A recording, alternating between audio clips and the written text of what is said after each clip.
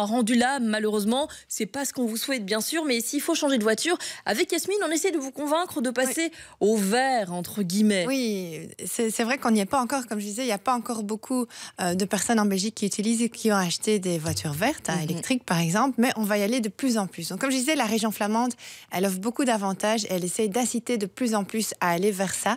Son vœu, c'est que d'ici 2050, il n'y a plus que des voitures vertes en Flandre.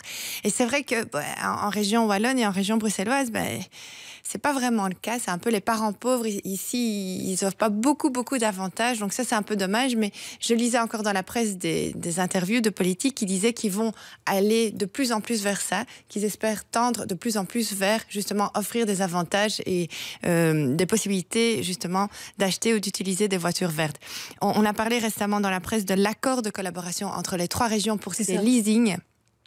Qu'il y aura bientôt normalement un régime fiscal plus intéressant pour les leasings de voitures de société, qu'a priori il y aurait plus de taxes annuelles de circulation qui sera demandée. Donc ça, c'est déjà un premier pas en avant. Ici, moi évidemment, je parle pas de leasing, je parle que d'achat de voitures pour particuliers. Mais justement, en tant que particulier, si vous habitez en Wallonie, la région wallonne, elle a quand même fait quelques petits trucs. Elle a réduit la taxe de mise en circulation pour les voitures vertes, pour les voitures électriques. Donc, on est au montant minimum à 61,50 €. C'est en fait le même montant que pour les taxes pour les voitures à faible puissance. Donc, on parle de chevaux fiscaux de 0 à 8 chevaux fiscaux. Donc, on est à 61 €. Et alors, pour la taxe annuelle de circulation, c'est la même chose. Donc, ça, aussi bien en région bruxelloise qu'en Wallonie, on est aussi au montant minimum. On est à un peu plus de 80 €. Donc voilà, c'est des petites choses, mais voilà. C'est des petits incitants, des en fait, petits qui disent, incitants. tiens, je vais peut-être essayer de passer à autre chose. Des petits incitants. Et évidemment, hélas, il n'y a pas de subventions, il n'y a pas de primes qui sont accordées comme en Flandre. C'est vrai qu'il y a quelques années, il y avait une possibilité de déduire fiscalement si on achetait une voiture en tant que particulier, 100% électrique, on pouvait déduire. Maintenant, voilà, on est revenu un petit peu en arrière. On peut déduire si on achète un tricycle ou voilà, ça c'est possible, mais pas pour un véhicule à 4 roues. Et justement, si vous avez une voiture de société et là que vous voulez acheter en tant que société, vous pourrez la déduire à 120%. Donc ça, c'est toujours intéressant de le savoir. Il y a quand même une possibilité de déduire si vous êtes en société. Alors justement, en conclusion, il y en a encore beaucoup qui hésitent.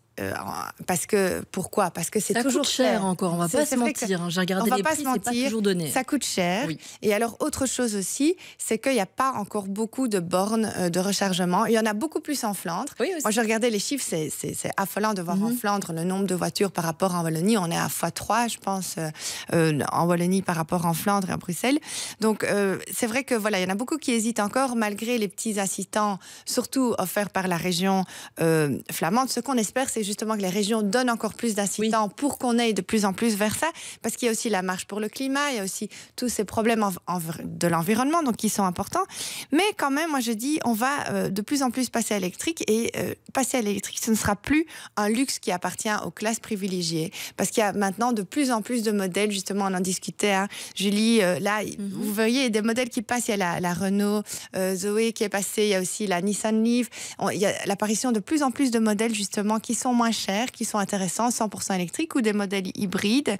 Maintenant, c'est vrai que les voitures électriques ou les modèles hybrides, c'est toujours bien pour la ville, parce que c'est souvent pour les petits kilomètres parcourus, où en ville, il y a plus de bornes de rechargement, c'est plus intéressant.